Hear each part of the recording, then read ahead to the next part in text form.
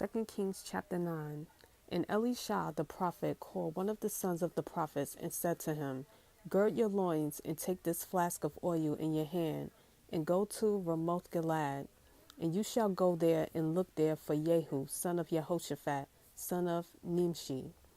And go in and make him rise up from among his brothers and take him to an inner room. And take the flask of oil and pour it on his head and say, Thus said Yah, I have anointed you sovereign over Israel, and you shall open the door and flee and do not wait. So the young man the prophet, went to Ramoth Gilead, and came in and saw the commanders of the army sitting, and he said, I have a message for you, O commander. And Jehu said, For which one of us? And he said, For you, commander. And he rose up and went into the house, and he poured the oil on his head and said to him, Thus said Yah, Elohim of Israel, I have anointed you sovereign over the people of Yah, over Israel. And you shall strike the house of Ahab, your master, and I shall avenge the blood of my servants, the prophets, and the blood of all the servants of Yah at the hand of Isabel. And all the house of Ahab shall perish, and I shall cut off from Ahab all the males in Israel, both those shut up and those left at large. And I shall give up the house of Ahab like the house of Jeroboam, son of Nebat, and like the house of Baasha, son of Ahiah. And the dogs are going to eat Isabel in the portion of Yisrael, with none to bury her. And he opened the door and fled. And Jehu came out to the servants of his master, and one said to him, Is there peace? Why did this madman come to you? And he said to them, You know the man and his talk. And they said, A lie. Reveal it to us now. So he said, Thus and thus he spoke to me, saying, Thus said Yah, I have anointed you sovereign over Israel. And they hurried, each one took his garment and put it under him on top of the steps. And they blew with the shofar, saying, Jehu reigns. Thus Jehu, son of Jehoshaphat, son of Nimshi, conspired against Joram. Now Joram had been guarding Ramoth Gilead, and he and all in Israel against Hazael, sovereign of Aram.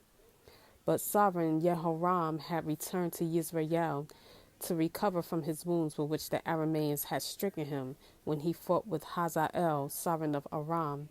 Jehu now said, If this is your desire, let no one leave or escape from the city to go and make it known in Israel. And Jehu rode in the chariot and went to Israel, for Joram was laid up there. And Ahaziah, sovereign of Yehuda, had come down to see Joram. And a watchman stood on the tower in Israel, and saw the company of Jehu as he came, and said, I see a company of men. And Jehoram said, Get a horseman and send him to meet them, and let him say, Is there peace? And the horseman went to meet him, and said, Thus said the sovereign, Is there peace? And Jehu said, What have you to do with peace? Turn around and follow me. And the watchman spoke, saying, The messenger went to them, but is not coming back. Then he sent out a second horseman, who came to them and said, Thus said the sovereign, Is there peace? And Jehu answered, What have you to do with peace? Turn around and follow me. And the watchman spoke, saying, He went up with them and is not coming back. And the driving is like the driving of Jehu, son of Nimshi, for he drives madly. Then Jehoram said, Hitch up. And his chariot was hitched up. And Jehoram, sovereign of Israel, and Ahaziah, sovereign of Yehuda, went out, each in his chariot. And they went out to meet Jehu, and met him on the portion of Naboth, the Israelite. And it came to be, when Jehoram saw Jehu, that he said, Is there peace, Jehu? But he answered, What peace? As long as the horns of your mother Isabel and her witchcrafts are so many? Thereupon Jehoram turned his hands around and fled, and said to Ahaziah, Treachery, O Ahaziah. And Jehu drew his bow and struck Jehoram between his arms. And the arrow came out at his heart, and he sank down in his chariot. And Jehu said to Bidkar, his officer, Take him up and throw him into the portion of the field of Naboth, the Israelite. Remember how you and I were riding together behind Ahab his father, and Yah lifted up his pronouncement against him. Have I not seen the blood of Naboth and the blood of his sons last night? Declares Yah. and I shall repay you in this portion, declares Yah.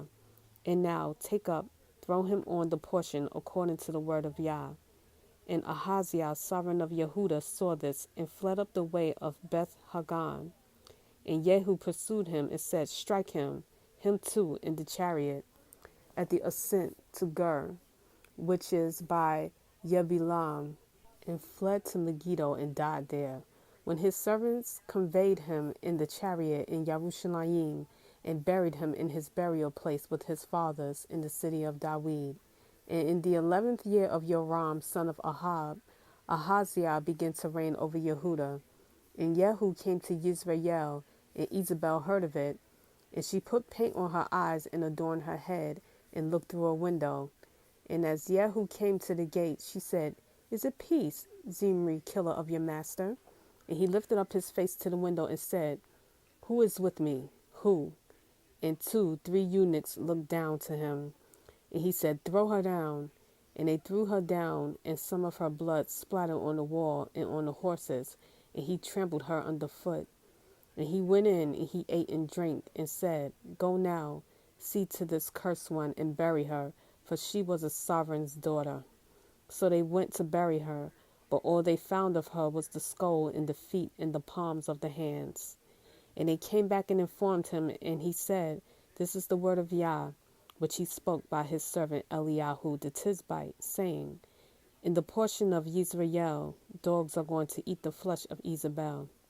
And the corpse of Isabel shall be as dung on the surface of the field, in the portion of Yisrael, so that they do not say, This is Isabel.